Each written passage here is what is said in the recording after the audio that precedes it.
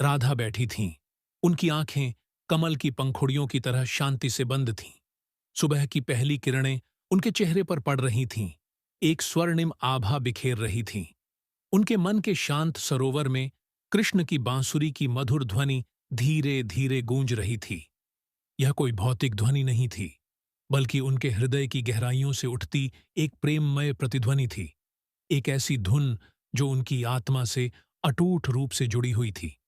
जैसे ही राधा उस आंतरिक संगीत पर ध्यान केंद्रित करती गईं, हवा में अदृश्य उंगलियों के स्पर्श से उत्पन्न हुई मंद ध्वनि तरंगें नृत्य करने लगीं।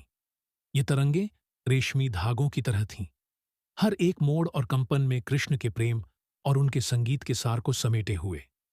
कभी-कभी ये कोमल तरंगें चमकीली रेखाओं में बदल जाती थीं, प्रकाश के नाजुक धागे जो हवा को चीरते हुए सभी दिशाओं में फैलते थे, जैसे ब्रह्मांड में प्रेम और आनंद का संदेश प्रसारित कर रहे हों।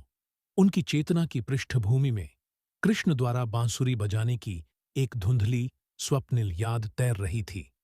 यह एक अस्पष्ट तस्वीर थी, जैसे किसी प्रिय स्मृति का धुंधला किनारा, लेकिन फिर भी यह इतनी शक्तिशाली थी कि राधा के मन को गहरी शांति और अवर्णनीय मधुरता से भर देती थी।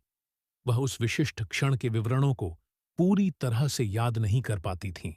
वह स्थान, वह समय, उनके आसपास का माहौल, लेकिन उस अनुभव के सार को वह स्पष्ट रूप से महसूस कर सकती थीं। कृष्ण का दिव्य प्रेम, उनकी बांसुरी का जादुई स्पर्श और उनके दिलों के बीच का अटूट, शाश्वत बंधन।